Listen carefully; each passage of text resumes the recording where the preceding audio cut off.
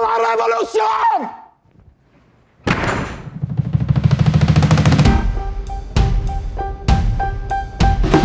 Greetings and salutations, guys. I'm here with my review of One Battle After Another. This is the latest movie from Paul Thomas Anderson, who is one of my favorite filmmakers. And look, as a lifelong movie fan who grew up in the San Fernando Valley, it might be legally mandated that I say he's one of my favorite filmmakers, but he is. I think he's legitimately great. I think his movies are so interesting and different. He doesn't stick to one style, one tone. I love that about him. And this one, I think, is one of his most interesting and one of his best. Here, he's kind of channeling a little Wes Anderson and a little Quentin Tarantino, but it's all Paul Thomas Anderson, and it's all great. The trailers for this movie have been odd, and they haven't done a great job explaining what the plot is, but it is a strange plot to explain succinctly. Here's my attempt at it, which is Leonardo DiCaprio and Teyana Taylor play two members of this revolutionary group who want to break open the system, change everything, take down the government, but shortly after they have a baby together, their life kind of implodes in on itself. And the brunt of this story picks up 16 years later, with DiCaprio's character now calling himself Bob, raising their daughter on his own. She's called Willa, played by Chase Infinity, only for the past to catch up to them in the form of Sean Penn as Colonel Stephen J. Lockjaw, who they have a very antagonistic history with, but who also had a deep obsession with Teyana Taylor's perfidia. There is no simple way to explain the genre or feel of this movie because it's got so many different elements, but it makes them all work. When the movie opens, though, one thing you're going to definitely think about is topicality. I wonder if that's one other reason Warner Brothers has felt a little wary with the marketing, because this movie was made a year ago, but not to dive too deep into the politics of it all, but you're going to feel some resonance when you see the opening of this movie and what they're talking about with the government. There are moments in this movie involving immigration camps and seeing the people inside them. There is a lot of this movie dealing with white supremacy. There are all these things that are hot button topics, to be sure. And so there is definitely some very heavy subject matter lurking all around this movie. However, the movie has a very light-hearted tone and feel to it. It is often a little farcical by design. I think it's giving you your biggest wink in that direction when you meet Sean Penn's character. And I said his name quickly, but that's Colonel Lockjaw. And that is not a nickname, that is just his given name. And there are many other names in this movie that are pretty ridiculous by design. There is one in particular of an organization of awful people, but when they say what they're called, it is a huge laugh. And I know there's going to be some reviews that give away that name, but they shouldn't, damn it. You need to discover that in the theater for yourself. So I think Anderson from the beginning is letting you know that this is a heightened reality. It's dealing with real issues. It's dealing with real things going on, real things that have been going on for a long time, and maybe some of them we're thinking about more right now. But at the same time, he's looking at it through this sort of skewed lens. I think that's why I brought up Wes Anderson, because this is a very different feel from a Wes Anderson movie, but there's a little bit of overlap, and not just because Benicio del Toro is in this.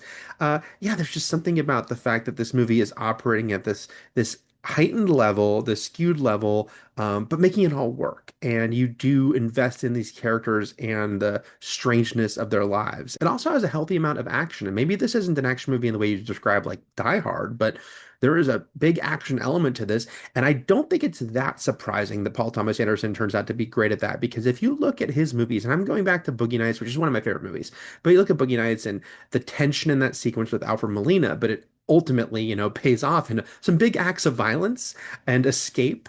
And he's always shown this talent for those moments. Even recently with Licorice Pizza, which has that wonderful sequence with Alana having to drive the truck backwards.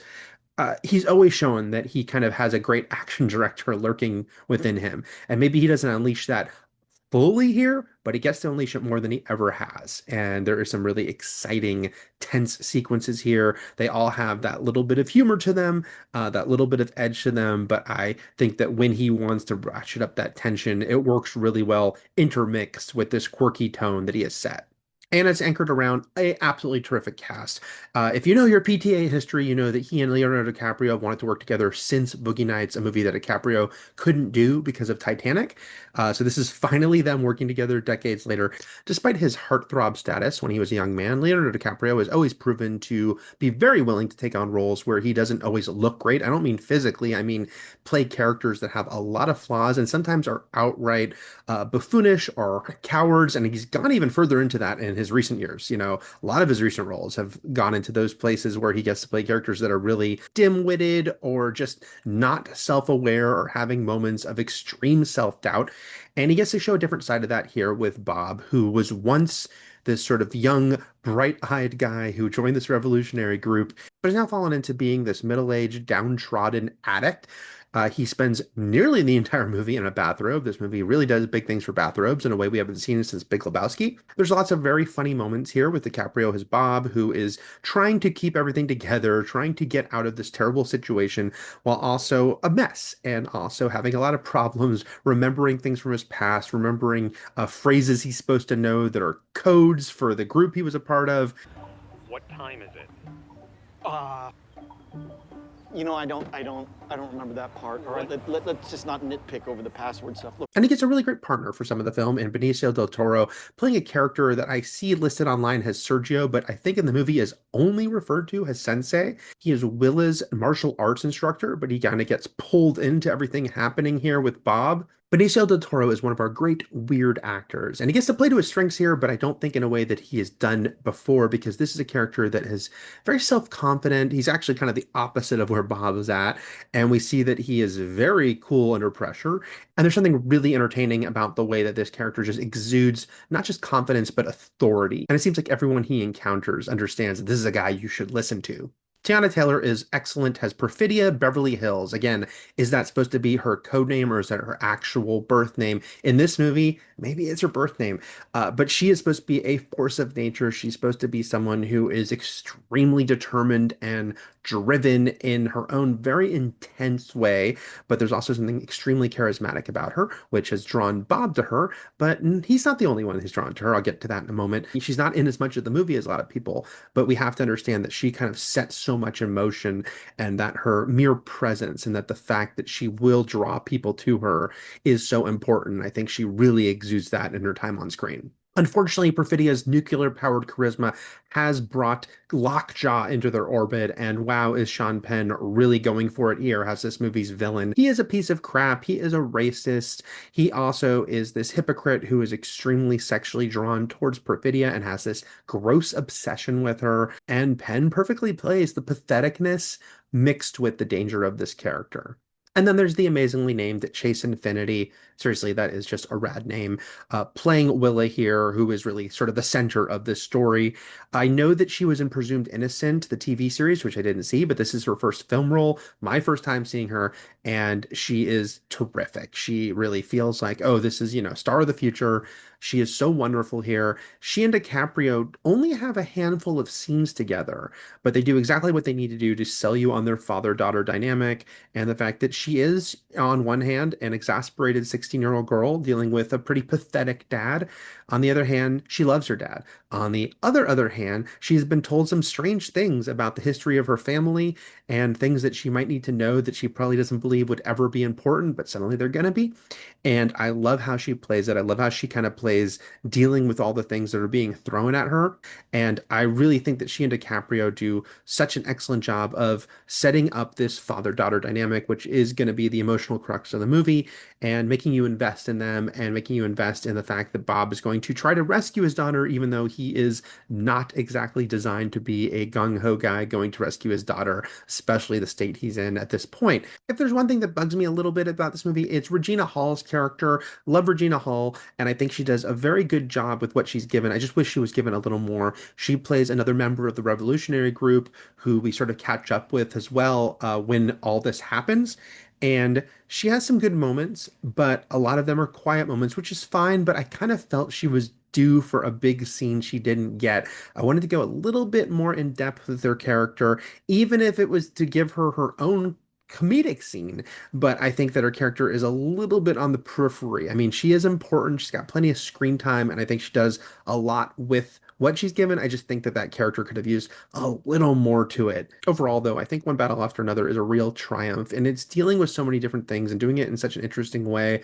I can see some complaints. I can see the discourse after this movie opens, and some people will say, "Well, you're dealing with these big issues, but you're not really exploring them to their furthest extent." But I think that there's enough there to really think about. And the way it depicts some of these places and situations, and it does give you places to talk about afterwards in a way that I think is very interesting. And no, it's not about the people that are in those immigration camps, but the glimpses we get of them does feel very human. It's very interesting the way that Paul Thomas Anderson is even depicting this, the way he depicts the white supremacist characters, which is funny, but not in a like they're so clever way. It's more a this is very funny because they're so ridiculous way, and yet can be genuinely dangerous in how ridiculous they are. And while it's a familiar topic in movies and just a topic of conversation in life, I think this movie's depiction of the relationship between parents and children and the idea of how a child can hopefully take the best of its parents and funnel that together and hopefully discard some of the worst aspects of them going forward.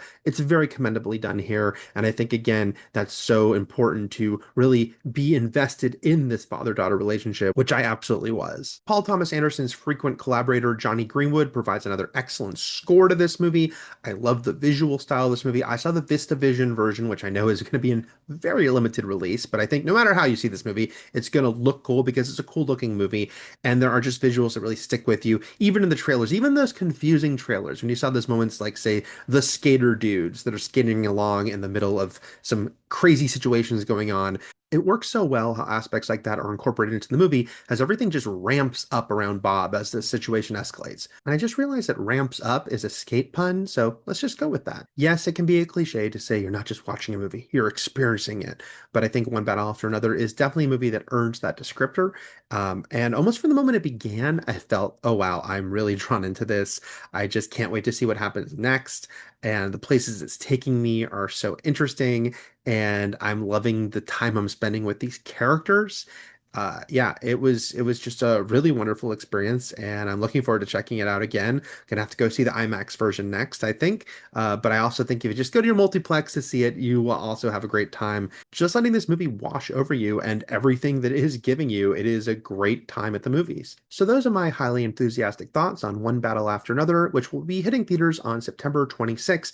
If you can like and if you can subscribe, that would be winning another battle and the most peaceful battle of them all, liking and subscribing to my channel.